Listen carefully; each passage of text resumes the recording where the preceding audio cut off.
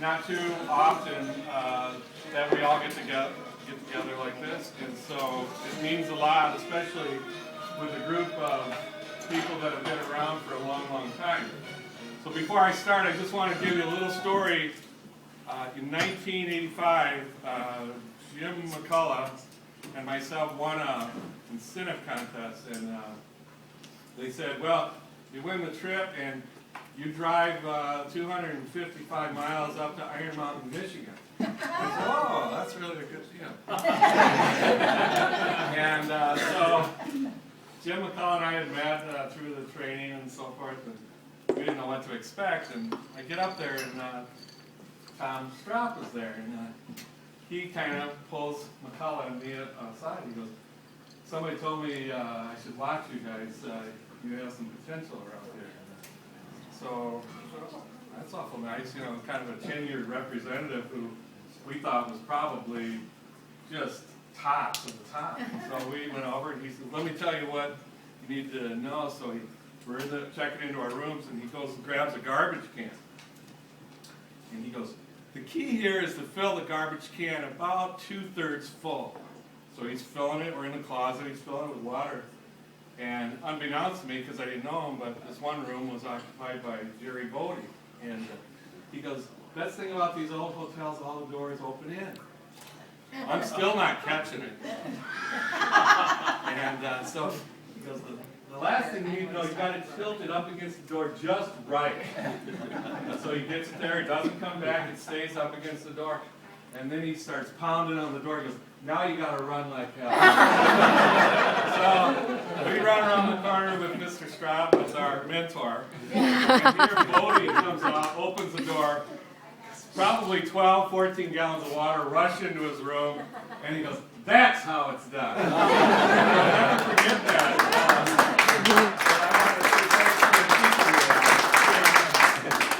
I think he got a talking to that night by a certain Mr. Alter. Yes, Alter, who was not real pleased with his, no, not amused one bit. Well, we're not even going to talk about the fishing line and the underwear of Van Bauman's hanging from it.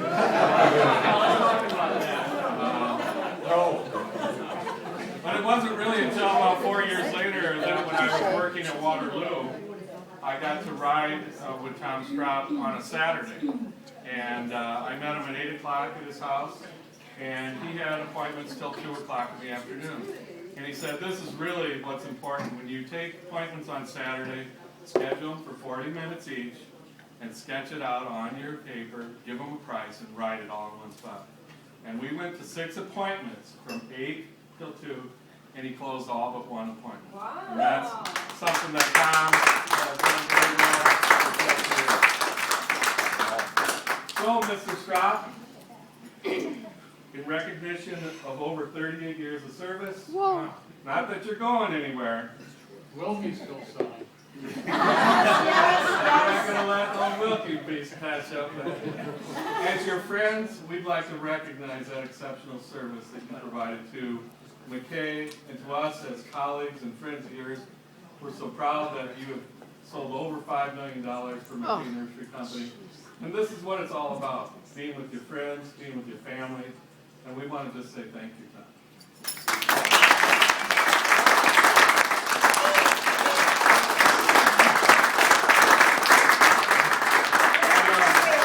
I'm not going to talk in just a minute, but I wanted to... Tom just got back from Jamaica, and he takes a pretty good picture in his snorkel, and where's Dave? Boy, am I going to get killed. Dave's still here. So Dave and I were talking about Straubby retiring or taking a slower pace in life, and so we put a few thoughts down. And Dave, is it okay if I read it? Yeah. Okay. Where's Best wishes to Tom Straub. May your wit and smile never dull over the years, like your worn-out shovel or the blade of your shears.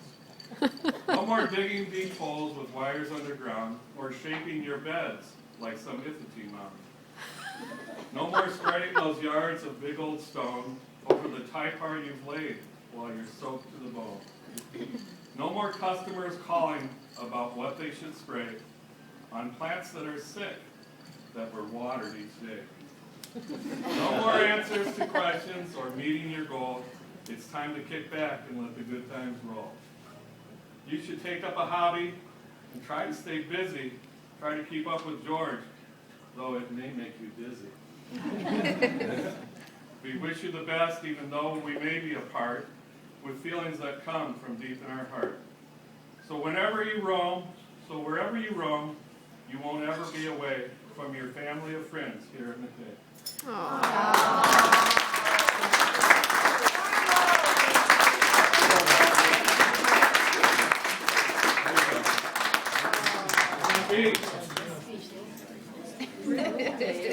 He does not want to give us a speech. Okay. Just do the best you can. He's I have a little problem speaking. the chemo. Of course, you know, I've been getting that crap for about 4 years. And it's starting to affect my vocal cords. Look, it's, I think the doctor's trying to tell me something. I having more problem speaking, and that's probably, I'm gonna have to stop doing that pretty soon, I guess. And I can't drink any alcohol. I So, drink for two. I don't know what's the point of can't drink. Yes, you do. No, I'm just kidding. I'm just proud of it. Jesus Christ. Actually, I stopped getting chemo in December, so I'm improving now. I told my first teacher, Tom Miller, the only thing I'm getting worried about is the damn Bears are missing a quarterback. I'm afraid they're going to call me. I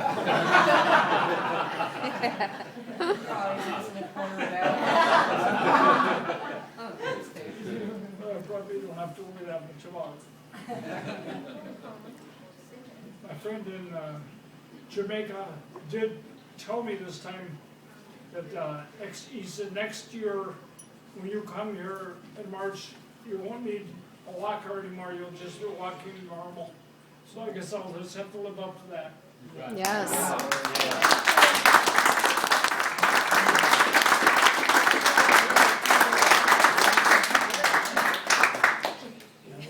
That's true. Yes. Oh, Customers are calling. They're seeking you out. oh, well, yeah, that's true. Spring is starting and a few customers are calling and going, where are you? We need. And he's, okay. So I think maybe it's not. He'll be, I already have one appointment for next Saturday.